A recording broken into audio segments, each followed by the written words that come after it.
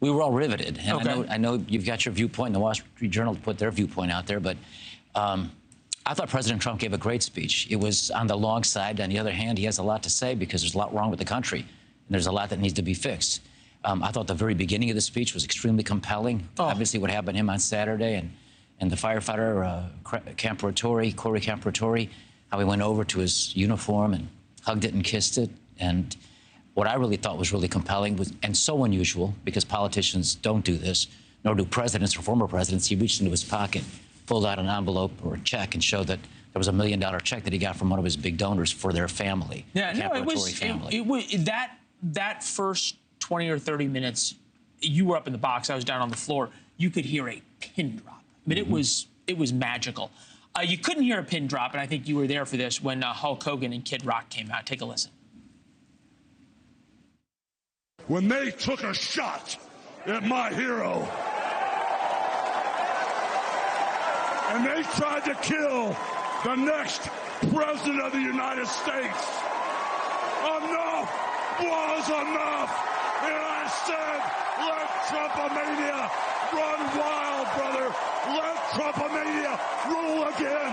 Let Trumpomania make America great again. The devil without a cause. I'm back with the beaver hats and Ben Davis flags. 30 pack of stroll, straight rock and roll. No Rogaine in the propane flow.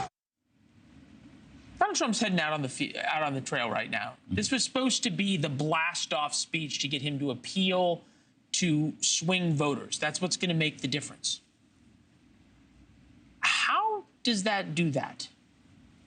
Well, I think it did it first in the wake of what happened on Saturday, where President Trump, by just a quarter of an inch, was spared.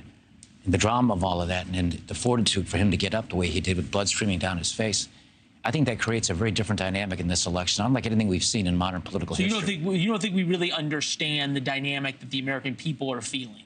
That's correct. Well, I think a lot of us do. I frankly think there's something really unique and special now to his campaign. And I know you're focusing on the speech, and some of the pundits, the Wall Street Journal, of course, highly respected. They're saying he failed to do a knockout blow. But this isn't a 12-round boxing match. This always has to go the distance. There is no such thing as a knockout blow.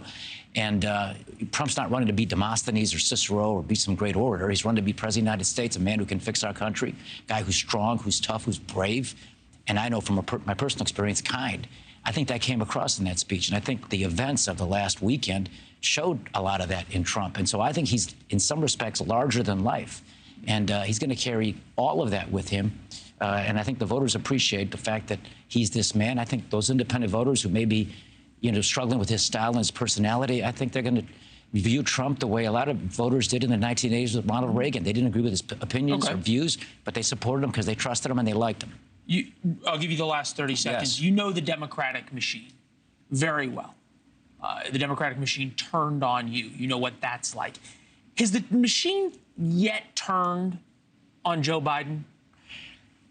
I know everybody thinks he's going to quit. I still think he's not going to. I know a lot of prominent elitist Democrats, I should say the larger voices in their party are pushing this because they're looking at the polling. But I don't know that any other candidate would do any better right now against Donald Trump, nor would they do better in November. My prediction, and I predicted the Cubs would win the NL Central, and right now, as they begin the second half of the season, they're last. But I still think he's going to stay in.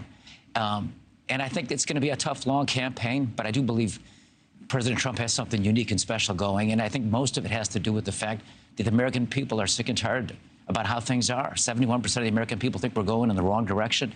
They want to vote for change, and Donald Trump is going to not only bring change, but also bring us back to an economy that was strong and prosperous and a country that was safe and secure. Well, I'll put it this way. George will be very happy and encouraged to hear your prediction about the Cubs as a diehard Cubs fan and one of the good friends of the show. Governor, it was good to see you. We'll check in next time we're back in Chicago. Thank you. Thanks for watching. Go to joinnn.com to find NewsNation on your television provider. And don't forget to click the red subscribe button below to get more of NewsNation's fact-driven, unbiased coverage.